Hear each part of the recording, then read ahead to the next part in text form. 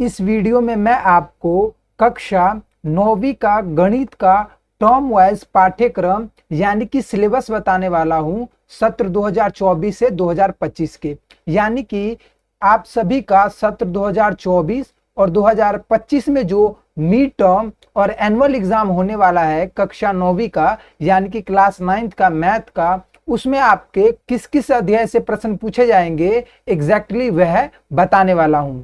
आपके deleted syllabus अर्थात आपके सिलेबस से क्या क्या हटा दिया गया है, आपको क्या क्या नहीं पढ़ना, एग्जैक्टली वह बताने वाला हूं। तो इस वीडियो में आप यह जान जाएंगे कि आपके कौन कौन से अध्याय जो है आपके सिलेबस में रहने वाला है, यानी कि आपके मिड टर्म और एनुअल एग्जाम में किस किस अध्याय से जो है वो प्रश्न पूछे जाएंगे और कौन कौन से टॉपिक्स एवं प्रश्नावली जो है वो आपके सिलेबस से रिलेटेड है, यानी कि आपके एग्जाम में नहीं आएंगे।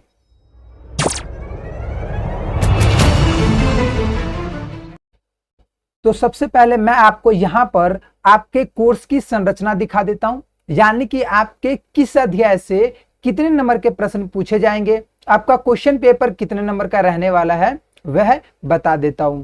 तो यहां पर आपका सबसे पहला इकाई है संख्या पद्धति। तो संख्या पद्धति में आपका अध्याय 1 आता है जिससे आपके 10 नंबर के प्रश्न पूछे जाएंगे आपके एग्जाम में। नेक्स्ट आपका दूसरा इकाई है बीजगणित, जिसमें आपके अध्याय 2 और अध्याय 4 रहने वाले हैं। इससे आपके टोटल 20 नंबर के प्रश्न जो है वो पूछे जाएंगे। इसके बाद है निर्देशांक ज्यामिति, इसमें आपका अध्याय 3 रहने वाला है और इस अध्याय से जो है वो 4 नंबर के प्रश्न पूछे जाएंगे। फिर है आपका चौथा इकाई ज्यामिति, जिसमें आपका अध्याय 5, 6, 7, 8 और 10 रहने वाला है, जिससे कि आपके 27 नंबर के प्रश्न आपके एग्जाम में पूछे जाएंगे। आपका पांचवा इकाई है क्षेत्रमिति, जिसमें आपके अध्याय 12 और अध्याय 13 रहने वाला है, जिससे आपके 13 नंबर के प्रश्न पूछे जाएंगे। फिर आपका अंतिम छठा इकाई है संख्यायिकी। संख्यायिकी में आपका अध्याय 14 आता है जो कि संख्यायिकी ही है, इससे आपके 6 नंबर के प्रश्न जो है वो पूछे जाएंगे। तो इस प्रकार आपके टोटल 80 नंबर ये हो जाएंगे और 20 नंबर जो है वो आपको आंतरिक मूल्यांकन यानी कि इंटरनल असेसमेंट का रहने वाला है। तो इस प्रकार से आपके टोटल 100 नंबर हो जाते हैं, यानी कि आपके एग्जाम में आपका जो फाइनल रिजल्ट आता है उसमें आप सभी जानते होंगे कि 100 में से मार्क्स जो है वो मिलते हैं। तो यहाँ पर 80 नंबर के आपके क्वेश्चन पेपर रहेंगे और 20 नंबर का जो है वो आपका इंटरनल असेसमेंट यानी कि 5 नंबर आपके कॉपी के होते हैं, यूनिट टेस्ट वगैरह होते हैं उसके होते हैं, प्रोजेक्ट वगैरह जो भी होते हैं उन सब के टोटल 20 में से नंबर दिए जाते हैं। यहाँ पर जो सिलेबस आपके प्रश्नावली बताया जा रहा है वो आपके पुराने एनसीईआरटी बुक के अकॉर्डिंग बताया जा रहा है। यदि आपके पास नया एनसीईआरटी का बुक है तो उस बुक में ऑलरेडी ये प्रश्नावली यानी कि आपके ये टॉपिक्स जो है जो यहाँ पे बताए जा रहे हैं वो आपके बुक में नहीं होंगे, ठीक है। इसलिए आपको यह गलती नहीं करनी है कि आपको यहाँ पे जो प्रश्नावली का नंबर बताया जा रहा है पता चला आप नई बुक में उन प्रश्नावली को हटा दे, ऐसा बिल्कुल नहीं है। नया बुक में आपको जो भी है वो सभी पढ़ना है। आप टॉपिक देख सकते हो नई बुक में, ये जो टॉपिक्स यहाँ पे रिलेटेड बताया जा रहा है वो आपके सिलेबस में आपके बुक में नहीं होंगे। आपको प्रश्नावली के साथ छेड़खानी नहीं करनी है, क्योंकि जो टॉपिक्स बताया जा रहा है उसी से संबंधित प्रश्न जो है वो आपकी इस प्रश्नावली में दिए गए हैं। क्योंकि अब एक एक क्वेश्चन तो बता नहीं सकते, इसलिए इस टॉपिक से संबंधित प्रश्न जो है जिस प्रश्नावली में दिया गया है वह एग्जैक्टली यहाँ पे बताया जाएगा। आपको प्रश्नावली नहीं, आपको टॉपिक्स देखना है कि कौन कौन से टॉपिक्स जो है वो आपके सिलेबस में नहीं दिया गया है या फिर नहीं रहने वाला है। अगर आपके पास पुरानी एनसीईआरटी का बुक है तो आप ये टॉपिक मैच कर सकते हो और इस टॉपिक से संबंधित प्रश्न जो है वो आपको जो यहाँ पे प्रश्नावली बताया जाएगा उस प्रश्नावली में रहने वाला है, यानी कि वो प्रश्नावली आपके सिलेबस से रिलेटेड है। तो यहाँ पर हम सबसे पहले आपका प्रथम आवधिक यानी कि टर्म 1 का सिलेबस देख लेते हैं, यूं कहे कि आपके रिलेटेड या हटाए गए सिलेबस देख लेते हैं। तो यहाँ पर सबसे पहले टर्म 1 में आपका अध्याय 1 रहने वाला है संख्या पद्धति। इस अध्याय से आपका एक टॉपिक है संख्या रेखा पर वास्तविक संख्याओं का निरूपण। इसमें लाइंस के द्वारा बताया जाता है कि संख्या रेखा पे दो संख्याओं के बीच अनंत संख्याएं होती है तो उसको जूम करके संख्या रेखा वास्तविक संख्या रेखा पर दर्शाना, यह टॉपिक जो है वो आपके सिलेबस से रिलेटेड है। और इस टॉपिक से संबंधित प्रश्न जो है वो आपके प्रश्नावली 1.4 में पूछे गए हैं, वो आपके 1.4 प्रश्नावली आपके सिलेबस से रिलेटेड है। नए वाले बुक में ये प्रश्नावली और ये टॉपिक आपको नहीं मिलेंगे। फिर आपका अध्याय 3 निर्देशांक ज्यामिति। तो टर्म 1 में नेक्स्ट आपका अध्याय 3 रहने वाला है निर्देशांक ज्यामिति। इसमें भी एक टॉपिक आपका है तल में एक बिंदु आलेखित करना जबकि इसके निर्देशांक दिए हों। इस टॉपिक से संबंधित प्रश्न जो है वो आपके प्रश्नावली 3.3 में है जो कि आपके सिलेबस से रिलेटेड है। फिर आपका अध्याय 4 दो चरों वाले रैखिक समीकरण। इस अध्याय से आपका एक टॉपिक है दो चरों वाले रैखिक समीकरण का आलेख, जिससे संबंधित प्रश्न आपके प्रश्नावली 4.3 में है जो कि आपके सिलेबस से रिलेटेड है। यहाँ पर जो बताया जा रहा है, जो टॉपिक बताया जा रहा है उस टॉपिक को छोड़ के बाकी जो भी है वो सभी चीजें आपको पढ़ना है। ठीक है। नेक्स्ट आपका टॉपिक है एक्स अक्ष और वाई अक्ष के समांतर रेखाओं के समीकरण, जिससे संबंधित प्रश्न आपके प्रश्नावली 4.4 में है जो कि आपके सिलेबस से हटा दिया गया है। नेक्स्ट है आपका अध्याय 5 यूक्लिड की ज्यामिति का परिचय। इससे भी आपका एक टॉपिक है यूक्लिड की 5वीं अभिधारणा के समतुल्य रूपांतरण, जिससे संबंधित आपका प्रश्न प्रश्नावली 5.2 में है जो कि आपके सिलेबस से रिलेटेड है। फिर आपका अध्याय 6 रेखाएं और कोण। इससे आपका एक टॉपिक है समांतर रेखाएं और तिर्यक रेखा, जिससे संबंधित प्रश्न जो है वो आपके प्रश्नावली 6.2 का केवल प्रश्न नंबर 1 है। ठीक है। यानी कि इस टॉपिक से संबंधित समांतर रेखाएं और तिर्यक रेखाएं से संबंधित जितने भी क्वेश्चन है वो आपके सिलेबस से रिलेटेड रहेंगे। उदाहरण वगैरह जो भी होगा वो रिलेटेड होगा। और इस टॉपिक से संबंधित प्रश्न जो है वो आपके प्रश्नावली 6.2 में आपका पहला प्रश्न है जो कि आपके सिलेबस से रिलेटेड है। पहला प्रश्न को छोड़ के जितने भी प्रश्न है वो सभी आपको करने होंगे। ठीक है। यानी कि इससे केवल एक ही प्रश्न रिलेटेड है। इस टॉपिक से संबंधित एक ही प्रश्न आपके प्रश्नावली 6.2 में दिया गया है। नेक्स्ट है आपका त्रिभुज का कोण योग गुण। ठीक है। जिससे संबंधित प्रश्न आपके प्रश्नावली 6.3 में जो कि आपके सिलेबस से रिलेट कर दिया गया है, यानी कि हटा दिया गया है। फिर आपका अध्याय 7 त्रिभुज। त्रिभुज से आपका एक टॉपिक है त्रिभुज में असमिकाएं। ठीक है। त्रिभुज में असमिकाएं, जिससे संबंधित प्रश्न जो है वो प्रश्नावली 7.4 में पूछा गया है, यानी कि प्रश्नावली 7.4 जो है वो आपके सिलेबस से डिलीट कर दिया गया है। तो यहाँ पर नेक्स्ट आपका टर्म 1 में अध्याय 12 रहने वाला है हीरोन का सूत्र। तो इससे संबंधित यहाँ पर भूमिका को डिलीट कर दिया गया है और चतुर्भुजों के क्षेत्रफल ज्ञात करने में हीरोन के सूत्र का अनुप्रयोग, ये एक टॉपिक है। और इस टॉपिक से संबंधित आपका प्रश्न जो है वो प्रश्नावली 12.2 में पूछा गया है जो कि आपके सिलेबस से डिलीट कर दिया गया है।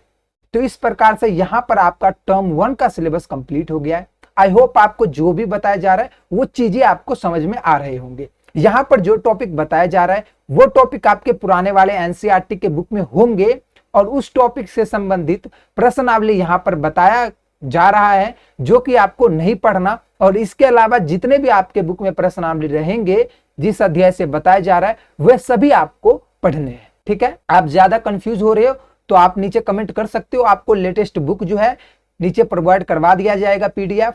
उस पीडीएफ में जो भी होगा वो सभी आपको पढ़ना होगा। आप देख सकते हो कि इस पीडीएफ में कौन कौन से टॉपिक्स, कौन कौन से प्रश्नावली है वो सभी आपको पढ़ने होंगे।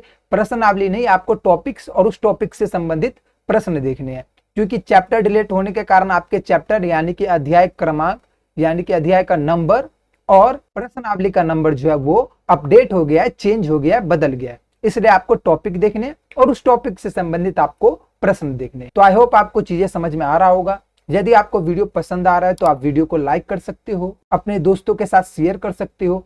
और इससे पहले जो है सिलेबस पे कई सारे वीडियो अपलोड किए जा चुके हैं, तो वह सभी वीडियो जो है वो आप देख सकते हो। सिंपली वह वीडियो आपको हमारे यूट्यूब चैनल पर मिल जाएगा या आपको वीडियो के लिंक्स नीचे डिस्क्रिप्शन बॉक्स में मिल जाएगा। और अन्य आने वाली वीडियो की सूचना सबसे पहले पाने के लिए आप हमारे यूट्यूब चैनल को सब्सक्राइब करके नोटिफिकेशन बेल को ऑल पे क्लिक कर सकते हो, ताकि जैसी वीडियो अपलोड हो आपको सूचना मिल जाए सबसे पहले। तो चलिए अब हम टर्म 2 में देख लेते कि टर्म 2 में आपके कौन कौन से अध्याय जो है वो रहने वाले हैं, यानी कि टर्म 2 का सिलेबस क्या रहने वाला है। तो आपको टर्म 1 यानी कि मिड टर्म में आपके कौन कौन से अध्याय आएंगे वो बता दिया गया है। यहाँ पर क्लास 9th का जो एग्जाम है वो आपके एजुकेशनल डिपार्टमेंट कंडक्ट कराती है। ठीक है। जैसा कि आप सभी जानते होंगे आपके क्लास 9th में बोर्ड या सीबीएसई जो है वो एग्जाम कंडक्ट नहीं कराती है। इसलिए यदि आप किसी अनदर राज्य से बिलोंग करते हो तो आप ये सिलेबस जो है वो अपने क्लास टीचर और सब्जेक्ट टीचर से क्रॉस चेक करवा सकते हो, क्योंकि अलग अलग राज्य में अलग अलग डिपार्टमेंट एग्जाम कंडक्ट करवाती है, तो उनका क्वेश्चन पेपर जो है वो अलग हो सकता है, लेकिन सभी सीबीएसई के गाइडलाइंस को ही फॉलो करती है। तो वहां पे टोटल सिलेबस जो लास्ट फाइनल टर्म का जो सिलेबस बताया जा रहा है वो तो रहने वाला है, लेकिन टर्म वाइज डिवीजन जो है वो यहाँ पर दिल्ली डिपार्टमेंट के अकॉर्डिंग बताया जा रहा है, जो कि दूसरे राज्य में अलग अलग राज्य में अलग अलग हो सकता है। इसलिए आप अपने क्लास टीचर से एक बार सिलेबस को क्रॉस चेक या कंफर्म जरूर करवा लेना। तो यहाँ पर आपका वार्षिक परीक्षा जो होने वाला है, यानी कि टर्म 2 का जो एग्जाम होने वाला है, उस एग्जाम में आपके टर्म 1 में जो सिलेबस बताए गए हैं, यानी कि प्रथम आवधिक या मिड टर्म मध्य आवधिक का जो सिलेबस बताया गया है वो कंप्लीट आपके सेकंड टर्म में रहने वाला है। यानी कि इससे पहले जो भी बताया गया है वो सभी आपके सेकंड टर्म में रहने वाले हैं, यानी कि वार्षिक परीक्षा में उस सभी अध्याय से संबंधित प्रश्न पूछे जाएंगे। और इसके अलावा आपका अध्याय 2 बहुपद, यह अध्याय रहने वाला है, और इस अध्याय से एक टॉपिक है शेषफल प्रमेय, जिससे संबंधित प्रश्न जो है वो आपके प्रश्नावली 2.3 में पूछे गए, जो कि आपके सिलेबस से हटा दिया गया है। नेक्स्ट है आपका अध्याय 8 चतुर्भुज। तो इस अध्याय से आपका भूमिका वाला पार्ट रिलेटेड है, चतुर्भुजों का कोणीय गुण, चतुर्भुज के प्रकार, ठीक है। इन तीनों टॉपिक से संबंधित प्रश्न जो है वो आपके पुराने एनसीईआरटी के बुक के अकॉर्डिंग आपका प्रश्नावली 8.1 में आपका प्रश्न 1, 3, 5, 7 और प्रश्न नंबर 11 जो है वो रहने वाला है। यानी कि ये प्रश्न जो है प्रश्नावली 8.1 में आपका प्रश्न नंबर 1, 3, 5, 7 और ये 11 जो है वो आपके सिलेबस से रिलेटेड है, क्योंकि ये प्रश्न जो है वो इन तीनों टॉपिक से संबंधित रहने वाला है। नेक्स्ट आपका टॉपिक है चतुर्भुजों के समांतर चतुर्भुज होने के लिए एक अन्य प्रबंध। तो जिससे संबंधित प्रश्न जो है आपके प्रश्नावली 8.2 का प्रश्न नंबर 6 है, ठीक है। यानी कि 8.2 में आपका प्रश्न नंबर 6 जो है उसको छोड़ के आपको सभी चीजें पढ़नी होगी। नेक्स्ट है आपका अध्याय 10 वृत्त। तो इसमें आपका इंट्रोडक्शन पार्ट यानी कि भूमिका रिलेटेड है, और वृत्त इससे संबंधित पद एक पुनरावलोकन, जिससे संबंधित प्रश्न जो है वो आपके प्रश्नावली 10.1 में, जो कि आपके सिलेबस से हटा दिया गया है। फिर आपका 3 बिंदुओं से जाने वाला वृत्त, जो कि आपके सिलेबस से रिलेटेड है, यानी कि इससे संबंधित प्रश्न जो है वो आपके प्रश्नावली 10.3 में रहने वाला है, जो कि आपके सिलेबस से हटा दिया गया है। इसके अलावा जो भी आपके बुक में दिए हैं प्रश्नावली 10.2 या मे बी 4, तो सभी आपको पढ़ने होंगे। फिर आपका नेक्स्ट है अध्याय 13 पृष्ठीय क्षेत्रफल और आयतन। ये अध्याय जो ये काफी बड़ा चैप्टर, ये काफी बड़ा अध्याय हुआ करता था। इस अध्याय से बहुत ही ज्यादा चीजें जो है, बहुत ज्यादा टॉपिक डिलीट कर दिया गया है। आधा से ज्यादा अध्याय जो है, आधे से ज्यादा चैप्टर्स को यहाँ पर डिलीट कर दिया गया है। तो यहाँ पर क्या क्या हटाया गया है, तो यहाँ पर आपका भूमिका वाला पार्ट डिलीट कर दिया गया है। पहला टॉपिक आपका घनाभ और घन के पृष्ठीय क्षेत्रफल, जिससे संबंधित प्रश्न आपका प्रश्नावली 13.1 में था, जिसे हटा दिया गया है। फिर आपका एक लंब वृत्तीय बेलन का पृष्ठीय क्षेत्रफल, जिससे संबंधित प्रश्न आपके प्रश्नावली 13.2 में था, जिसे कि आपके सिलेबस से हटा दिया गया है। नेक्स्ट आपका घनाभ का आयतन, जिससे संबंधित प्रश्न आपके प्रश्नावली 13.5 में थे, जिसे आपके सिलेबस से हटा दिया गया है। फिर आपका बेलन का आयतन, जिससे संबंधित प्रश्न आपके प्रश्नावली 13.6 में पूछे गए हैं, जो कि आपके सिलेबस से हटा दिया गया है। यानी कि ओवरऑल यहाँ पे जो है वो आपके प्रश्नावली 13.4 और प्रश्नावली 13.3, ये 2 प्रश्नावली जो है वो आपके सिलेबस में दिया गया है। यानी कि बेसिकली आपके 2 से 3 टॉपिक रहने वाला है, जो कि आप चेक कर सकते हो। जहां तक है आपके प्रश्नावली, यहाँ पर 2 से 3 ही प्रश्नावली आपके सिलेबस में रहने वाला है। यहाँ पर जो जो टॉपिक से बताया गया है, इस टॉपिक से संबंधित आपको यदि कोई क्वेश्चन दिखे तो आपको वो नहीं करना, आपके सिलेबस में वह नहीं रहने वाला है, यानी कि आपके एग्जाम में वह नहीं पूछे जाएंगे। तो फाइनली यहाँ पे आपका अंतिम अध्याय है अध्याय 14 सांख्यिकी। तो अध्याय 14 सांख्यिकी, इससे भी काफी कुछ डिलीट कर दिया गया है, जिसमें आपका है आंकड़ों का संग्रहण, जिससे संबंधित प्रश्न आपके प्रश्नावली 14.1 में थे, जिसे हटा दिया गया। फिर आपका आंकड़ों का प्रस्तुतिकरण, जिससे संबंधित प्रश्नावली 14.2 में है प्रश्न, जिसे आपके सिलेबस से हटा दिया गया। और तीसरा टॉपिक है केंद्रीय प्रवृत्ति के माप, जिससे संबंधित प्रश्न आपके प्रश्नावली 14.4 में पूछा गया, जो कि आपके सिलेबस से रिलेटेड है।